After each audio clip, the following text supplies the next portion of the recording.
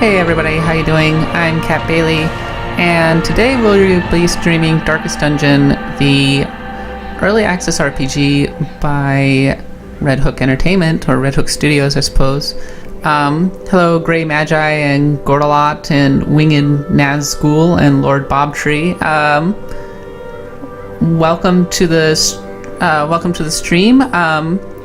So what we're gonna do is I'm going to pick up about halfway through. At this point of the game, I have defeated the Swine Prince and the Apprentice Necromancer.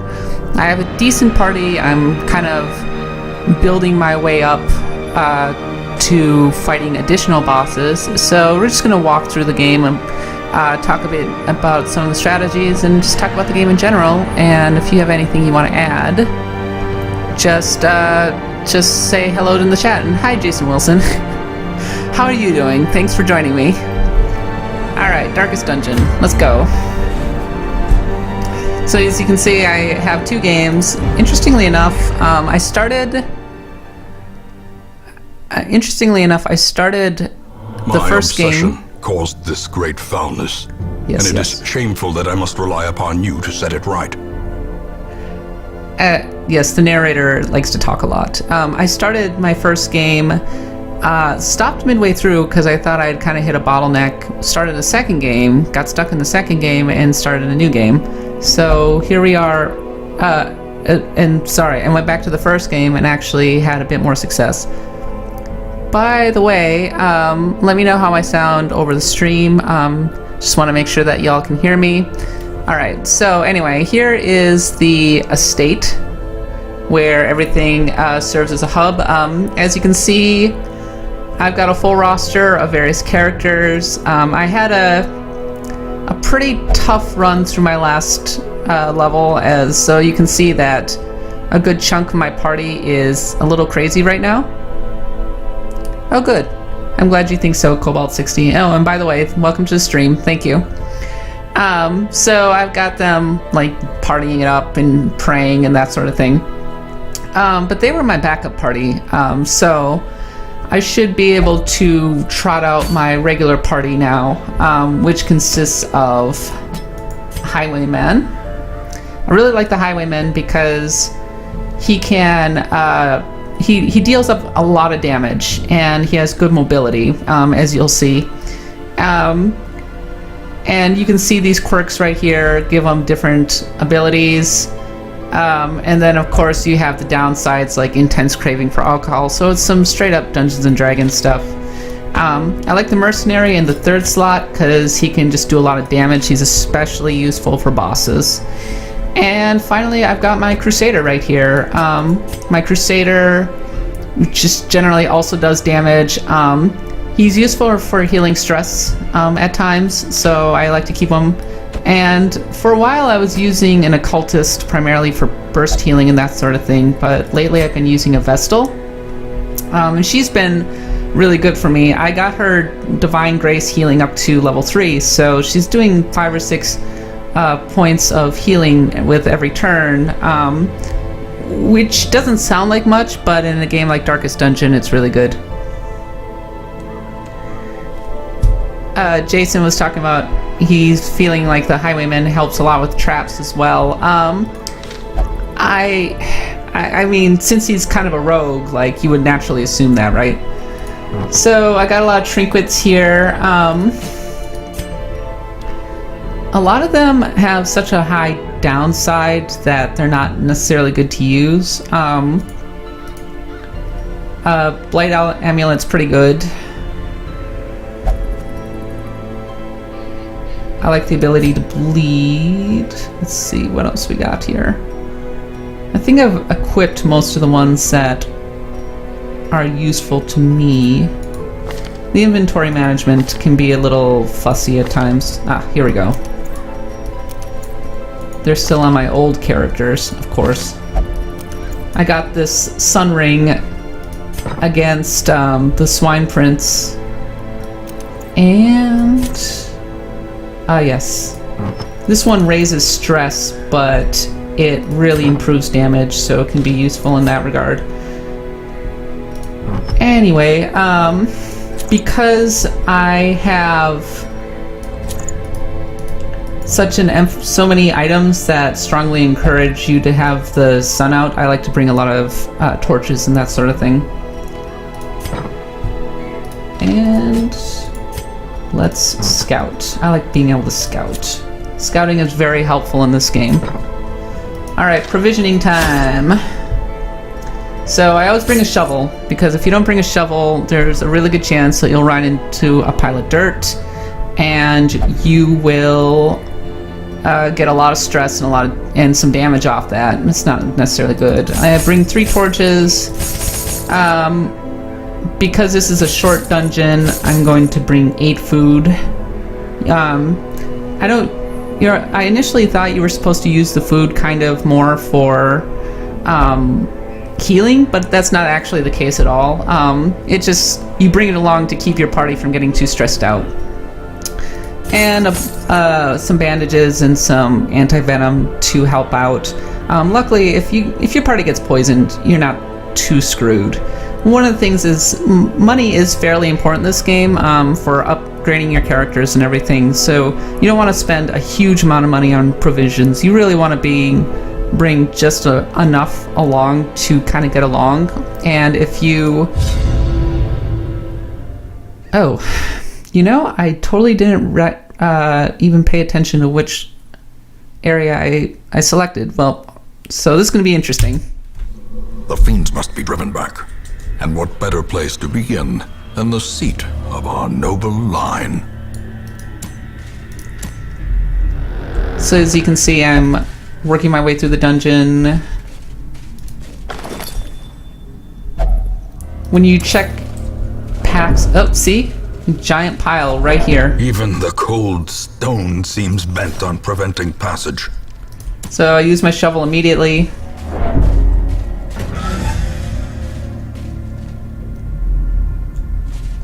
So my goal for this level, or for this dungeon, is to clear out every single room. Oh, he's gonna make me look at this. Please don't be trapped. Oh, excellent. I don't often look into sacks and everything because usually the drawbacks outweigh the benefits. Like if you just, for example, like I would never pick up a bookshelf because the best you can get is kind of a new quirk. And there's a good chance that you get a negative quirk, which will really hurt you. So I just try to avoid that as much as possible.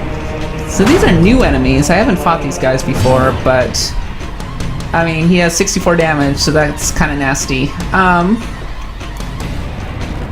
So we heal myself. I'm gonna shoot him in the face. Oh, but he's gonna dodge.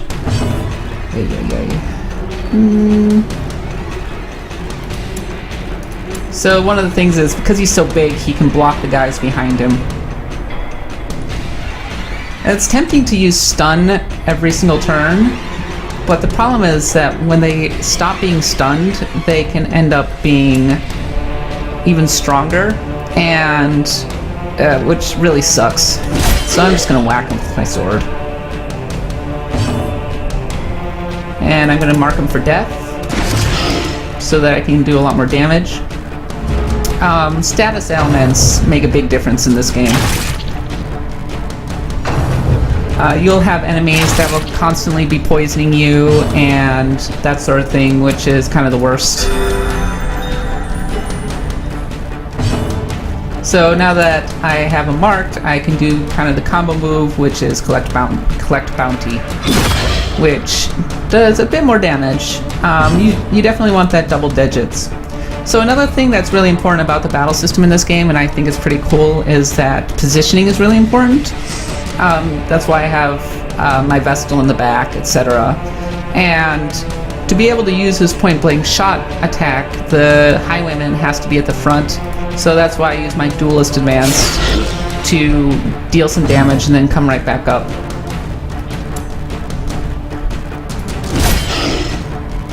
So we're doing okay so far. This is kind of a nasty encounter to start with. Death waits, Oof. or the slightest lapse in concentration. So that's Darkest Dungeon there, right, for you. So now, like, you won't die in one hit, luckily. The game isn't that mean. But now everybody's horribly stressed out right from the get-go. I think I accidentally chose a champion level, which is awesome of me. I really need to get rid of this guy.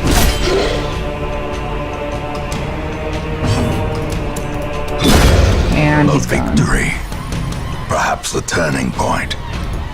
Shoot you in the face. The thing about Darkest Dungeon is that if you lose a character, they're dead permanently. And this game As can be life pretty ebbs, unforgiving. Terrible vistas of emptiness reveal themselves. Oh, excellent. I got a positive buff. Hopefully you won't die.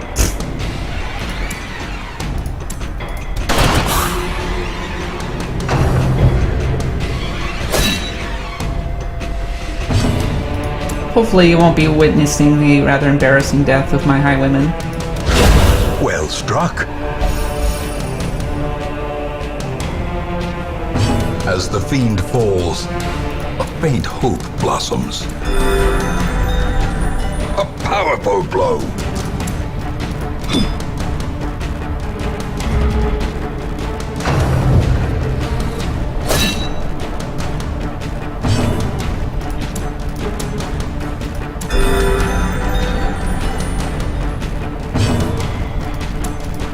Confidence surges as the dead. enemy crumbles.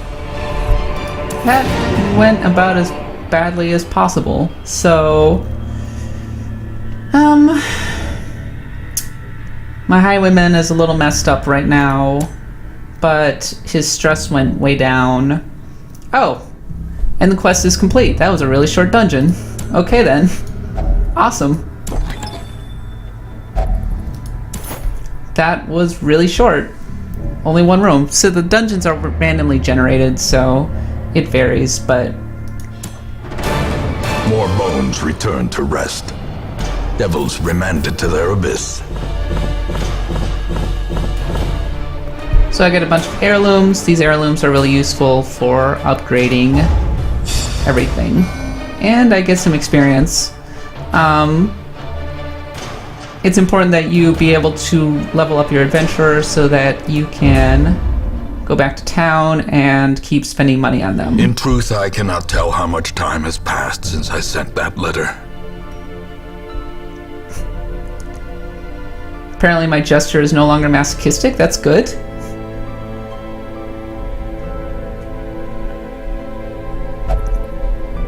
So if they get negative buffs, you'll get annoying things like hopeless, they won't move, abusive, they will continue to berate your party members and make them really stressed out and unhappy. And Jester with masochistic, if they're masochistic, they will hurt themselves or kind of really want the pain and won't let you heal them. Either way, it's really annoying. So now that I've got back to town, my mercenary's fairly stressed out, as is my Vestal. So my Plague Doctor is doing okay though. I got this new Plague Doctor. Let's check out see anybody new? Got lepers. I don't really like lepers because they're pretty strong, but I don't think they're as good as Crusaders.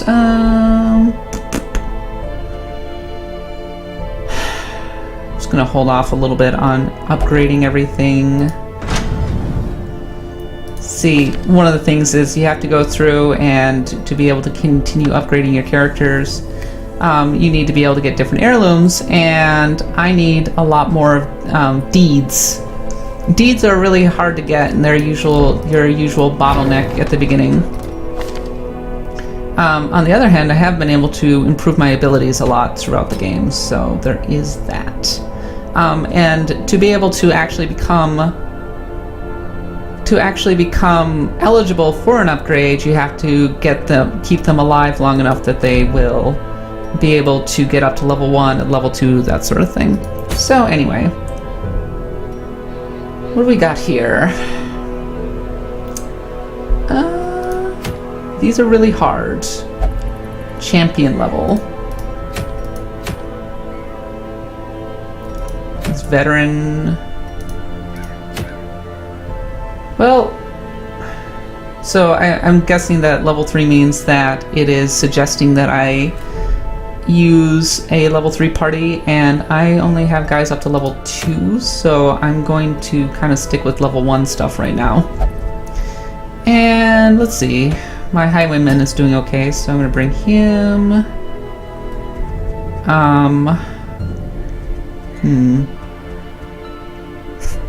My jester's on vacation, I guess. I'll bring my another highwayman. Key? Actually, there's a lot of clicking in this game. So with my second highwayman, I definitely want to make use of Grape's Shot Blast. Alright, because Grape Shot Blast lets you hit multiple targets at once. Bring my Plague Doctor so that he can help with healing. And bring my Occultist, and we should be good.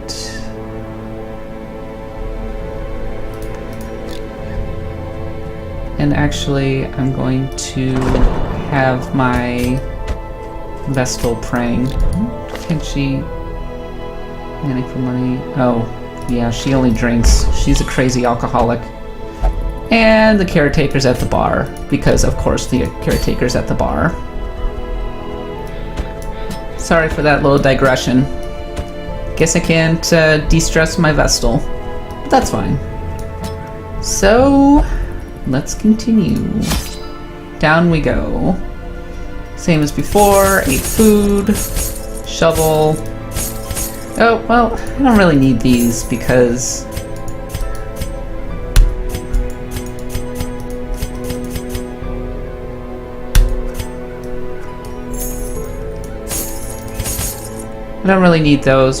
I have a Plague Doctor who can cure me, so there is that. How's everybody going, by the way?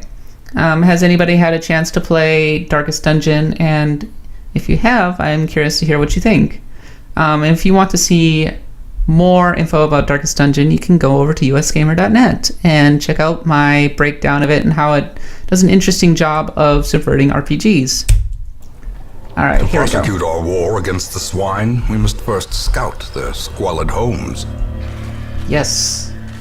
Scouting.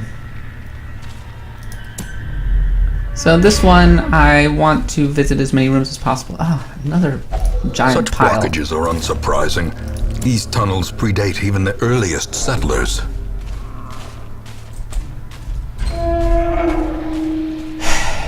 It's really nerve-wracking walking through these. Alright. That was a nice bit of scouting. So, when I have to fight these, generally, like, if you can, you want to avoid as many battles as possible. But since I avoided this room, I could probably backtrack, actually.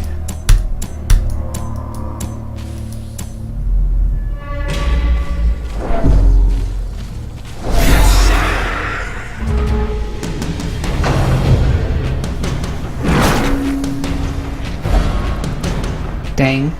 Alright.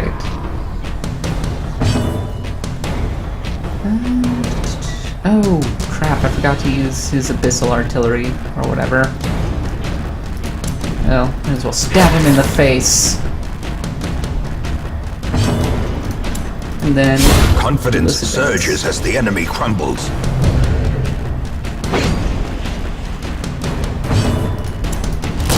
Destroyed.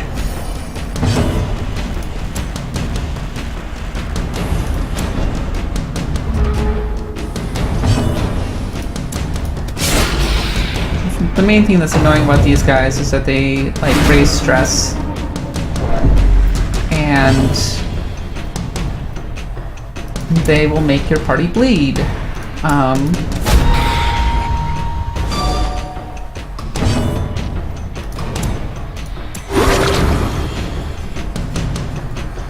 Which is annoying. As the In fiend the face. falls, a faint hope blossoms. So in general, you want to get through encounters as quickly as possible, not just because of, you know, avoiding damage and that sort of thing, but because if you kill an enemy fast enough... Oh, good. I was afraid I was going to get stabbed or something. You can get so many diseases in this game, it's not even funny. So he has a quirk where he's like curious about everything. Finding the stuff is only the first test. So Now it sometimes... must be carried home. So it makes it a lot harder to avoid just picking stuff up. So he's curious, obsessed with the acquisition of knowledge. I have no idea why he has a guilty conscience, but I guess he bears the crushing deeds, guilt. That's me, guilty conscience right here. And he's an alcoholic. Awesome. Okay. The cool thing is, the characters will pick up flaws as you go. So, one of my favorites that I've seen is a character went to a brothel and they became a leper because they apparently had sex with a leper, which is not something that I would recommend, by the way. Well, he's gonna be crazy in a minute. And missed.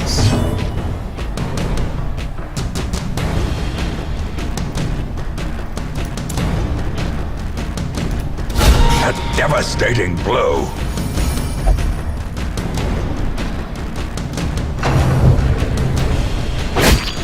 Another one that I really enjoyed was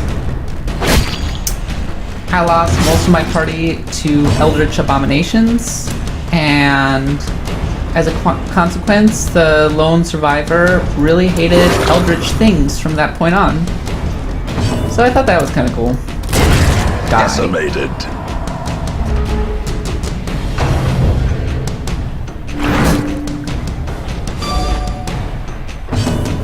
So you'll have enemies that will try to do a lot of things, like they'll pull your characters out of position, making it a lot harder to use abilities.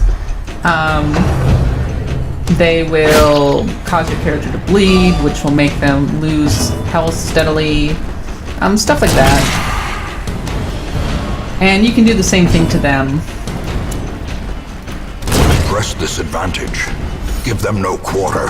As you can see, the dual highwayman combination is actually pretty strong, so I like to use that one when possible. Normally I'd be healing my characters a lot more, but I actually haven't had too much trouble. The only thing that I've had a little bit of trouble with is stress. This expedition at least promises success. Bleed charm, bleed resist. Ooh, some pretty diamonds. Yeah, for God's sake. Good. Stuff. Bandages. Bandages are good. Can I just avoid this one? Okay, good. There's always a chance that you're going to accidentally prick your finger and get cancer or something in this game, which is never fun, because it becomes a permanent quirk unless you take them to like the sanatorium or something and fix them up.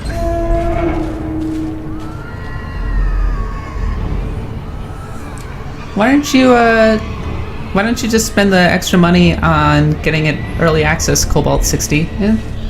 I would say that it's at least worth playing. It's not that expensive. Terrors may indeed stalk these shadows, but yonder, a glint of gold. So that's why I bring torches. There are people who say that it's actually beneficial. Oops. I actually even scouted that one. Curious is the trap maker's art. his efficacy unwitnessed by his own eyes. There are people who say that it's actually beneficial to let the light go down, and there are in fact treasures that are really good for that. But I prefer to keep the light on because there's a lot more risk reward going on if you let the light go all the way down. For example, it's a lot easier to get surprised. You'll get enemies doing a lot more critical hits on you.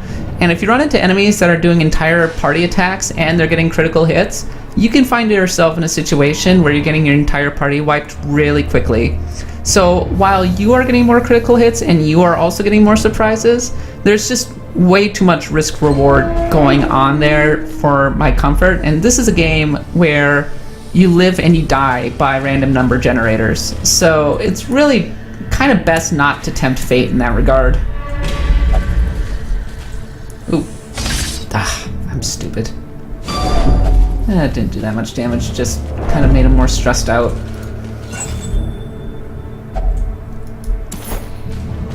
Blood Charm. Ooh. Just gonna equip that.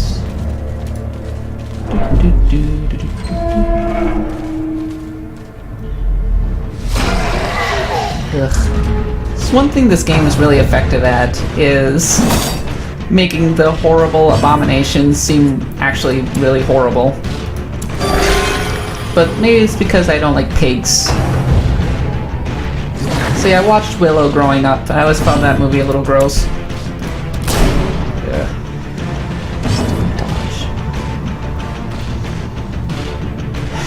Ow. See, normally I would stun these guys, but I totally forgot. Oh, and I just remembered that you can't... Oh, you can poison them. I thought that you couldn't poison them for some reason. This guy just vomits all over you and raises your stress. I'd be pretty stressful of the pig beast. If there was a pig beast vomiting all over me too. Ugh. So I will shoot it in the face.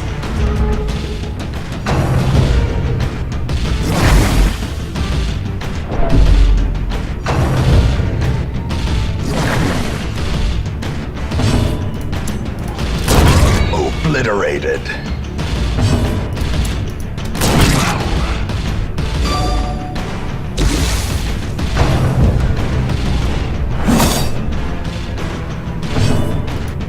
So one of the reasons that I like the Occultist is that they get really good healing, like pretty much from the get-go. Whereas the Vestal doesn't have great, or it has pretty weak healing at the start, so you can... It varies, but you can get some... it's possible to practically recover an entire health bar immediately. See? Like, yeah, bam, +9 right there. It's very useful. And Emboldening Vapors for use, so that can attack boost. Buffs and debuffs are very important in this game.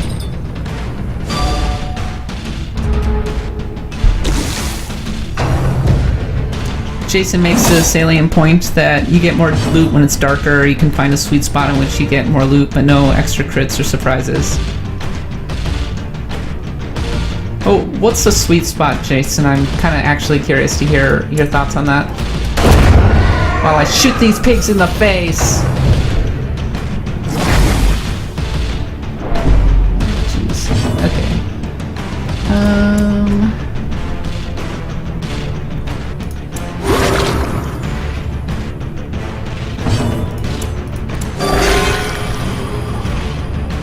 Like I said, live by the random number generator, die by the random number generator.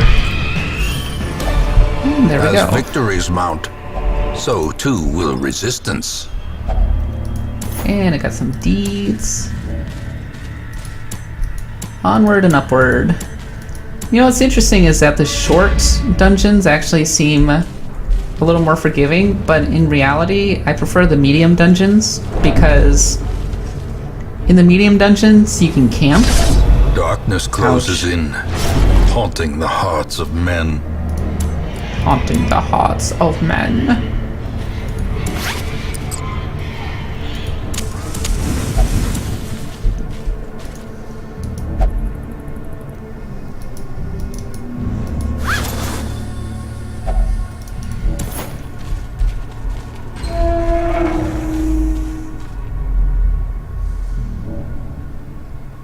Somewhere in the 60s. Okay. And one more room to... Oh, man. And I already used my shovel. So, gotta clear it Without up. tools of iron, you must rely on flesh. Now he's An selfish. indefatigable purpose. Should really start just taking 2 shovels. Now my entire party's crazy. But...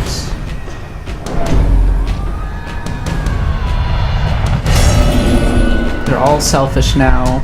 Self-preservation is paramount, at any cost.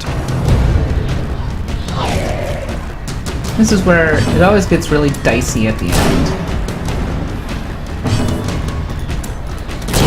Be gone, fiend!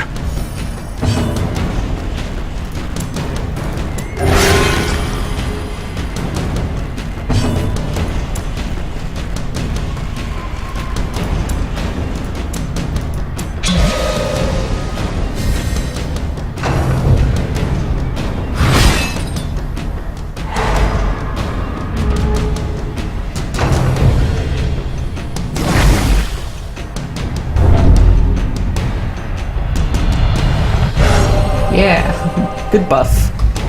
A moment of clarity in the eye of I the like storm. Karnet. He's been good for me. He helped me take down the Swine Prince. Hopefully he, like, doesn't die soon.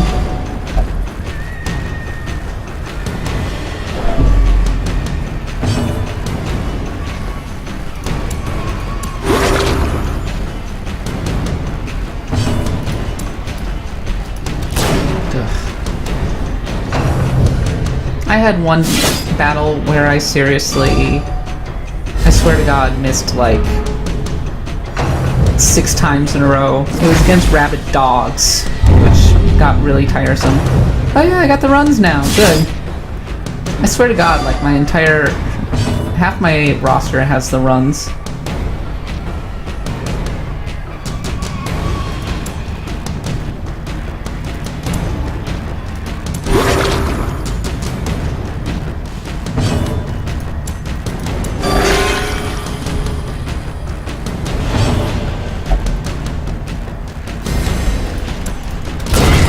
Powerful blow.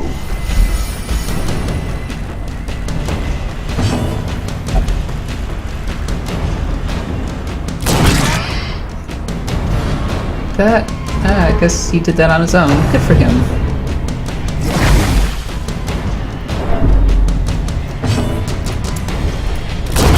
And there we go. Remind yourself that overconfidence is a slow and insidious killer. The darkness holds much worse than mere trickery and boogeymen. Final room. There we go. And we're done. The swine folk's labyrinth may yet prove to be navigable.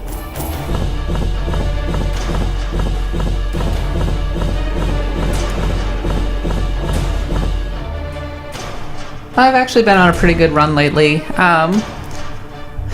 One of the things about Darkest Dungeon is that there's always a very, very good chance that you're going to end up losing valuable characters, if only by RNG. That happened to me a fair amount, actually, during the... what was it? I mean, it happened to me in that first dungeon where a character ended up, like, taking like 37 points of damage and nearly dying. And it was actually my best character, and that would have been really frustrating if he had gone down. It was Karnet. But luckily I was able to get the Vestal to use healing The on poor him. caretaker. I fear his long-standing duties here have affected him. Bouchard, still missing. All right, back in town. So as you can see, you have a really good loop here. You go out, you fight through a dungeon, you collect some treasure and everything. Hopefully you don't die. And then you come back to your estate with all of your new stuff, and you upgrade your characters, and Corbett. And No. Maybe I'll hold off on having her drink the night away. You have to make kind of hard decisions as to who you want to heal away their stress and everything. I'm gonna let my occultist heal. And my other Vestal, so that I can rotate them in. It's not totally necessary, but it's definitely helpful. Oh, another Plague Doctor. And this is where I coldly dismiss this guy who's kind of crazy now. Even though he's like level 1, whatever. Out with the old, in with the new. What better laboratory than the blood-soaked battlefield?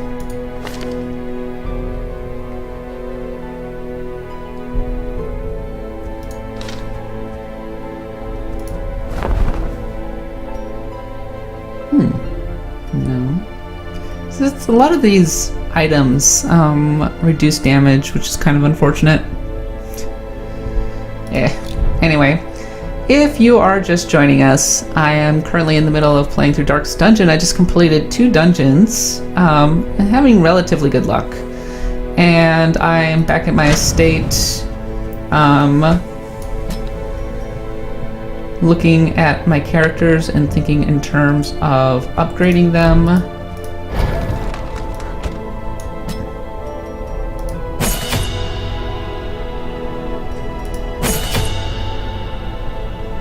So I've got the ability up pretty high. My primary party is upgraded pretty well, so...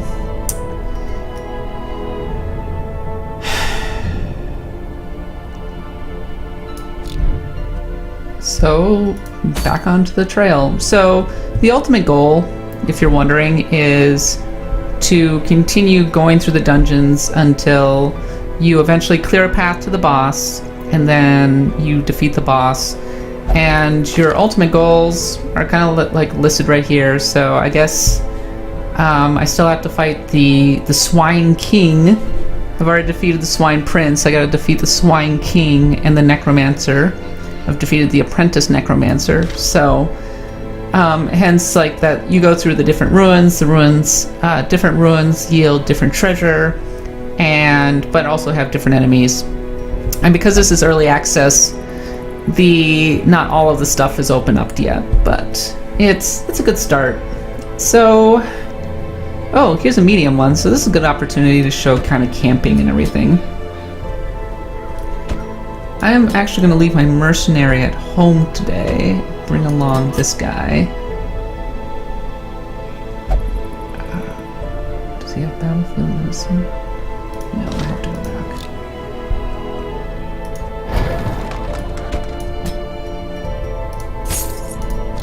back. Bought some battlefield medicine. Got a... Bringing along this guy, Mr. Plague Doctor, and Leeborg. Hopefully she, I'm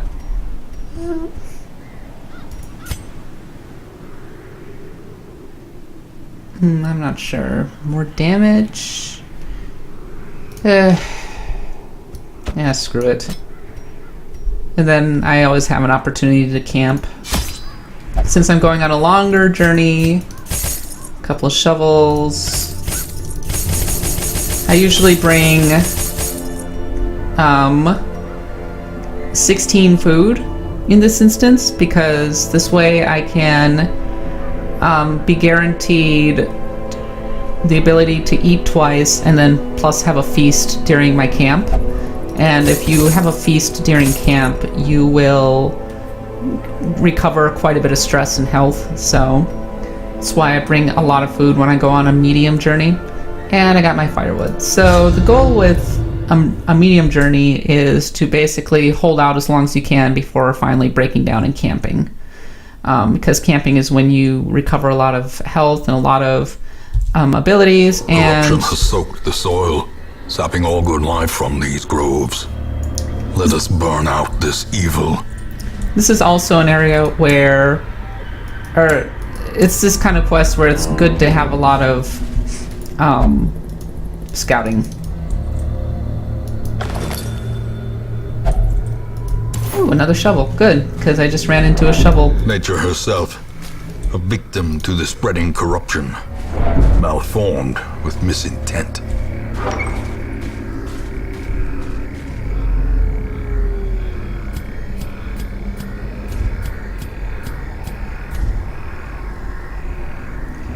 Yep.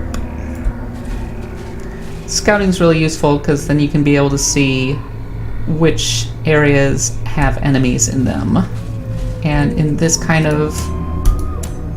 And then you can just only go to the ones that where you need to complete a room battle.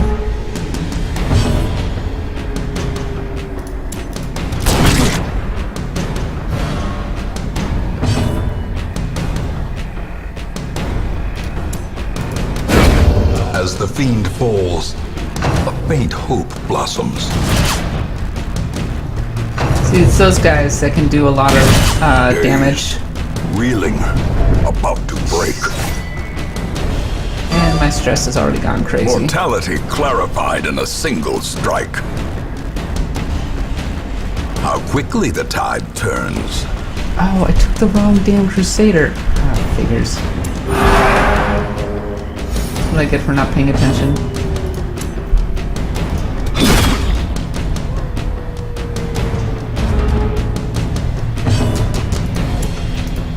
Press this advantage. Give them no quarter.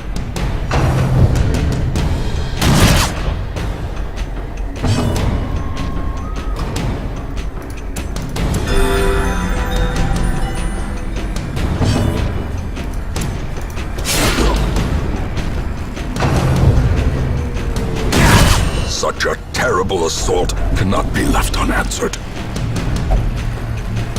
Death waits for the slightest lapse in concentration.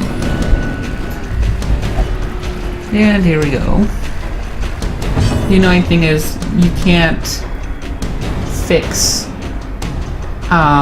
craziness by... You can't fix craziness by camping. Confidence surges as the enemy crumbles. So if they suddenly go crazy, you're just gonna have to deal with the negative effects for the rest of the map.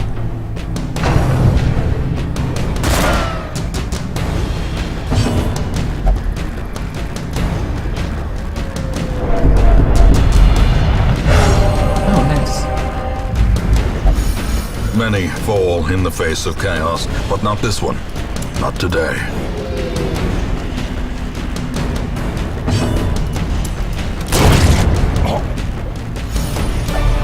These nightmarish creatures can be felled. They can be beaten.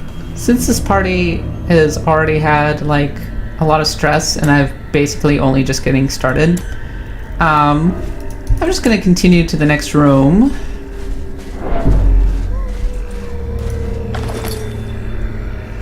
And camp and then bail on this dungeon, which is actually a viable strategy.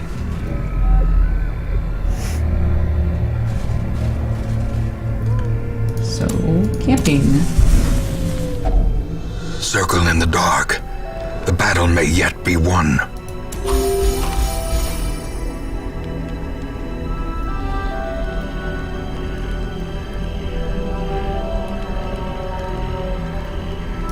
So every character has their own campfire traits.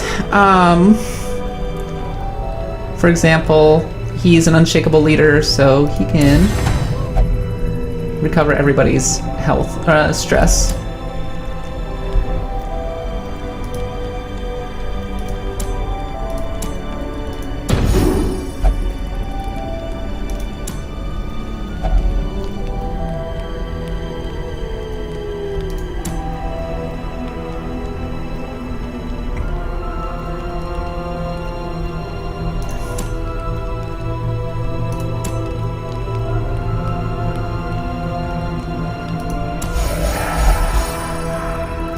gallows humor here.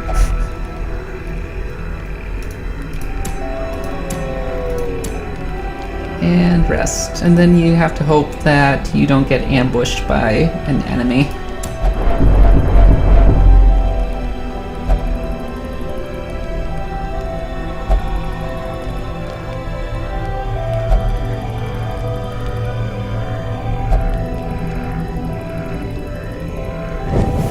The match is struck.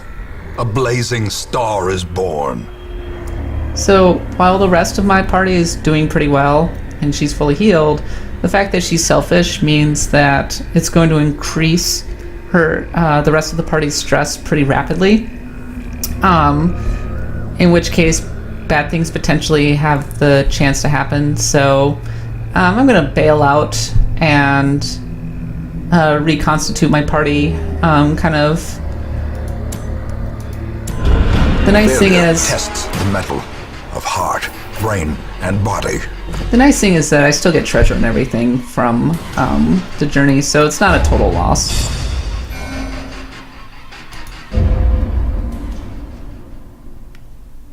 My obsession caused this great foulness, and it is shameful that I must rely upon you to set it right.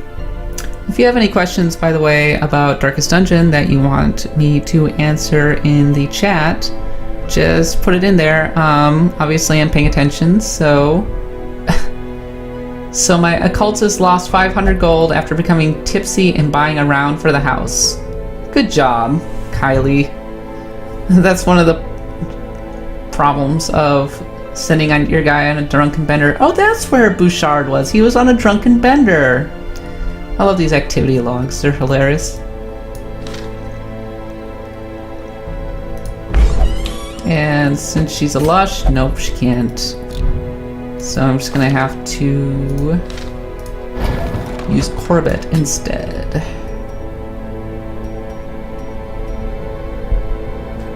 Oh, I can't though, because she's not high enough level.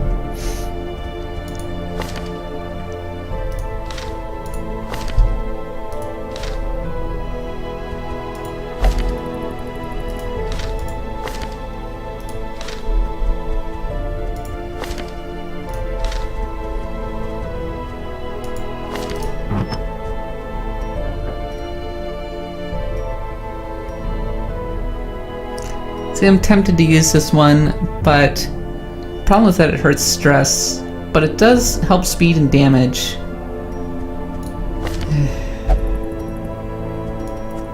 So it's tough to resist this one. Okay. Oh, I can almost upgrade my blacksmith again. And get level 3 weaponsmithing, which is awesome.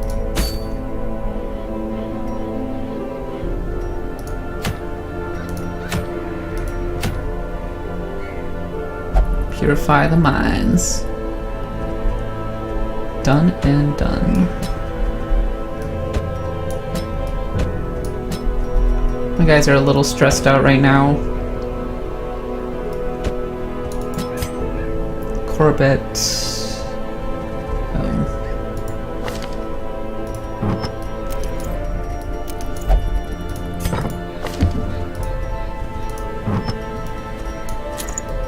Excellent. Alright, so we're going to take one more run through here and see if we can get through a medium dungeon this time without having too much trouble. My guys are a little stressed out, but it's not so bad. Shovel, shovel. Since it's a medium dungeon, want to provision. Alright. So yeah, as before, four torches, 16 food, couple shovels. I like to bring some poison and bandaging cures just to help out. I have a fair amount of money, not like I'm not rolling in it or anything, but I'm doing okay.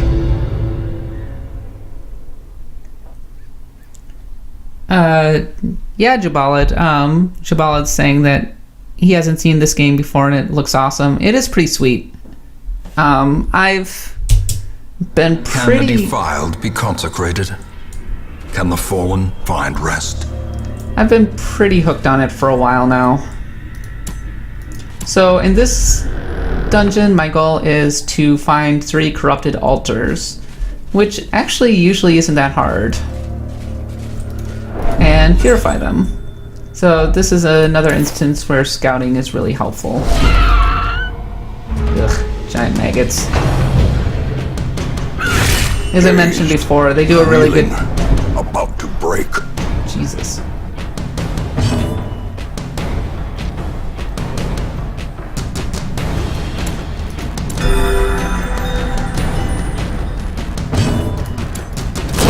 Be gone, They do a really good job of making the enemies look really horrifying.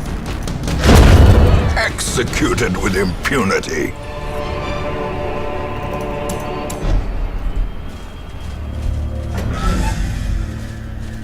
I love the aliens reference, by the way. Oh, see, here's our first corrupted altar. Altar purified. Done. I love these.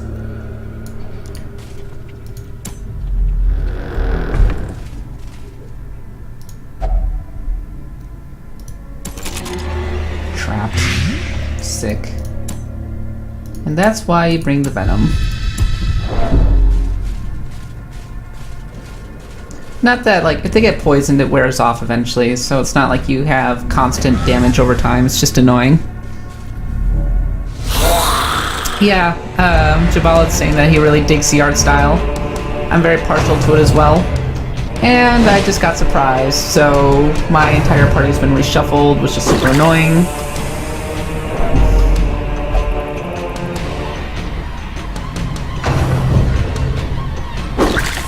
Interestingly enough, I've heard some people say that they don't like the narrator. I guess I just have to respectfully disagree. I really like it. Press this advantage. Give them no quarter. I think the only slightly annoying thing, if you could call it that, is that he's a little repetitive.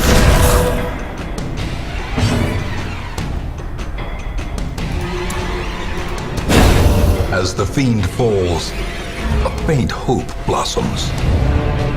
But the thing is that I suppose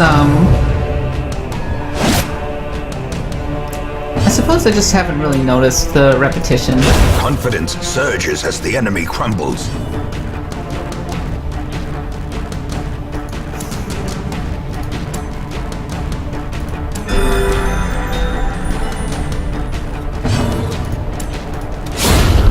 Dead.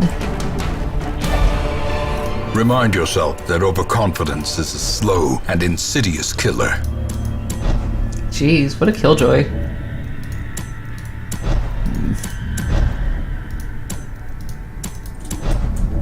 Okay.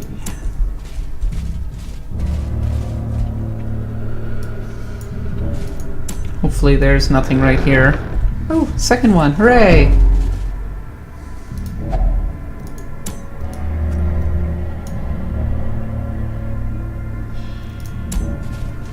May have to end up backtracking. Trapped. Oh, loot. Hooray! Jabalad says that the narrator reminds him of something, but he can't remember what. Personally, he reminds me of the narrator from Bastion, which was definitely a cool thing. It was a cool way of using sound design at the time. That has kind of been replicated, but not really, so a lot of people like that.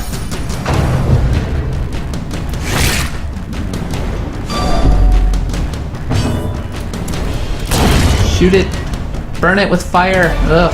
As victories Hate mount, maggots. so too will resistance. With luck, I'll find my third corrupted altar in relatively short order. Or I will be surprised.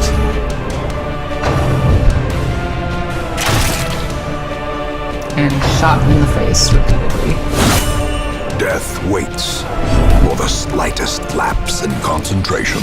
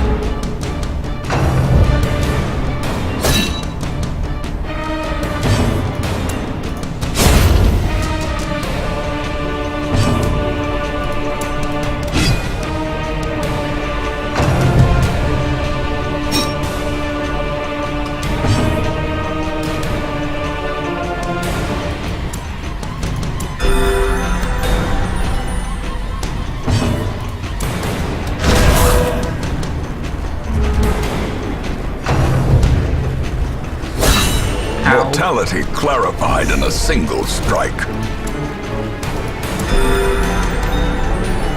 I guess it didn't hurt that bad. It's just more annoying than anything.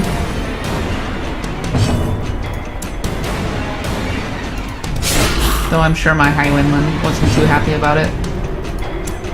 Here, be inspired.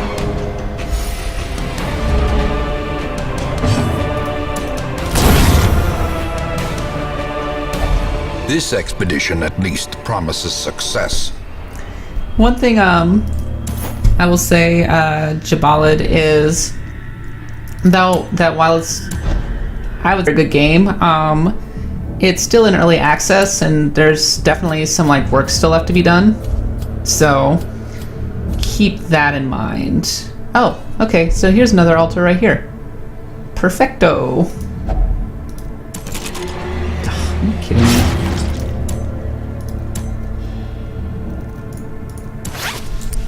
So this actually works out really well because then I can clear the final altar right here and then camp and recover away all my stress and everything, so. Or perhaps even camp right here and buff myself up sufficiently. Anyway.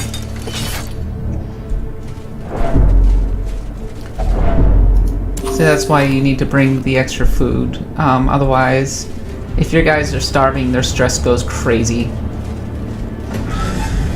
And pretty much my entire party at this point would... Let's camp. Circle in the dark. The battle may yet be won.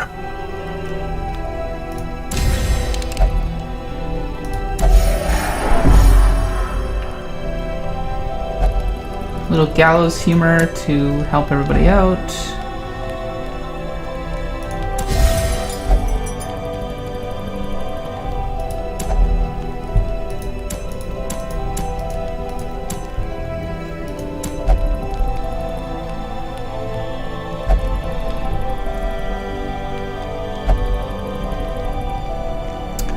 Jabalad's commenting that it looks solid for an early access game.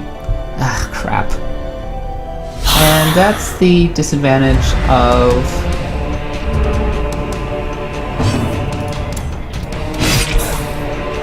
sleeping. It's not always a perfect thing to do.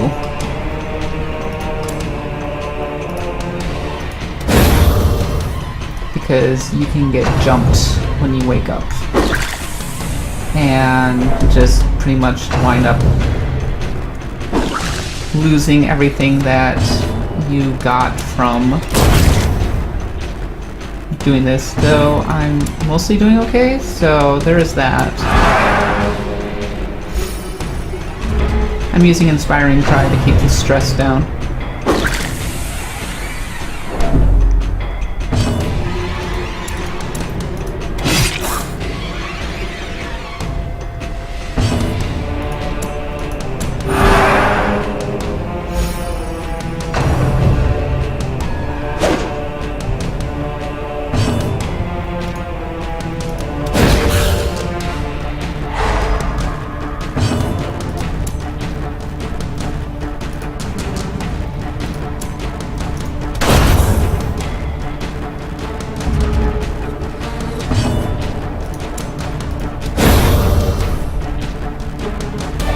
A trifling victory, but a victory nonetheless.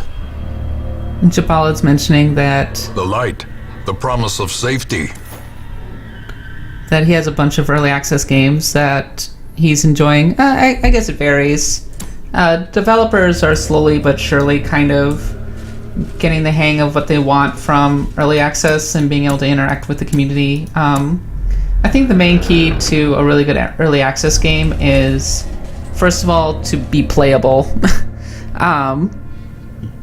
but also to have a pretty clear development roadmap and to put out a lot of updates. H1Z1 got a lot of crap early on for having a pretty bad launch, but... Ow. Mechanical hazards, possessed by evil intent. Yes, that's what it is. No, I don't wanna. Here, you read it. Okay, good.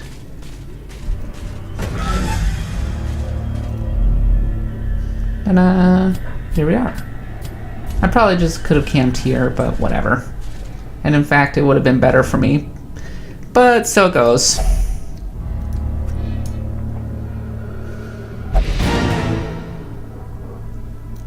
And quest complete.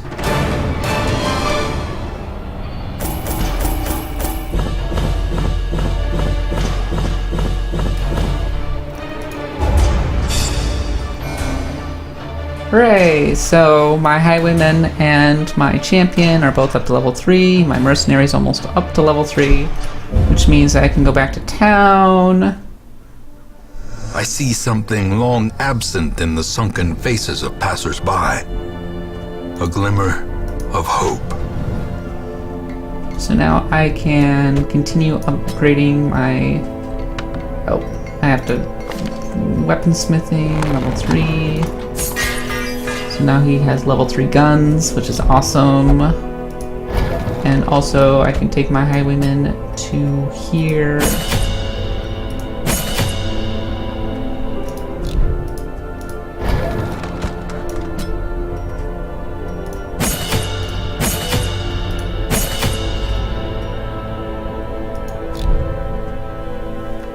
So there's that.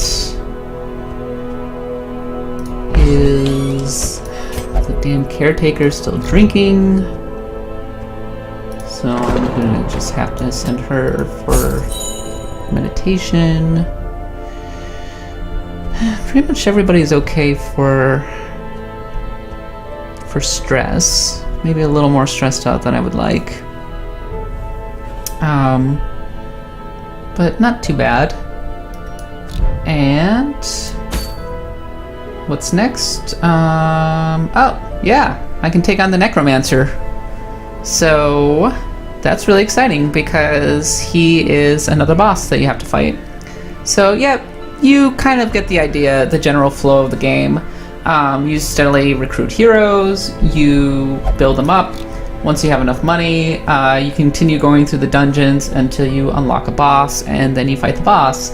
I would fight the Necromancer, but with my party being what it is, I actually have my doubts that I can beat them. And in fact, I'm going to send my main party in for some healing and stuff. Bad humors. Or I would try, but the caretaker... But most of my party will only drink.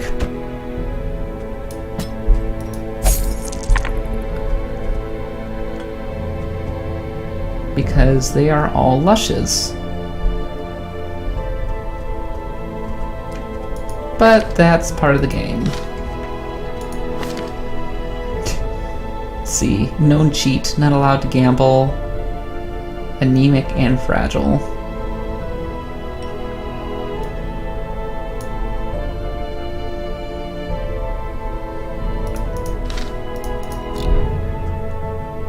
So yeah, I'm thinking ahead. I want to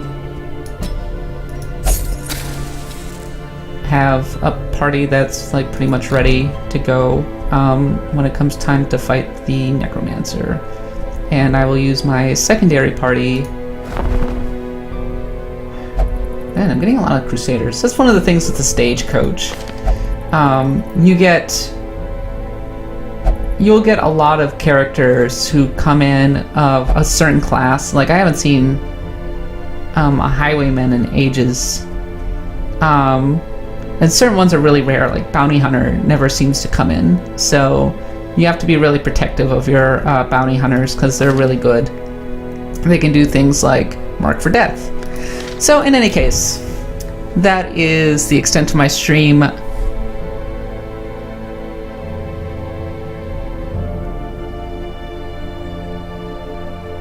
Oh yeah, people are talking about Space-Based DF9. I haven't played that one, but I have heard bad things, which is unfortunate. But in any case, that's the extent of my stream. Thanks for joining me, in watching me play Darkest Dungeon. You can find more analysis on usgamer.net, where I talk about generally what I like about the game. As for whether I would recommend that you buy it, I would actually. I think it's a pretty good game.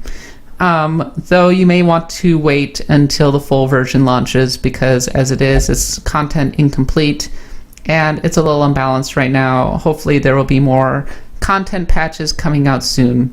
In any case, thanks for joining us on the stream. You can find the archived version of the stream on YouTube.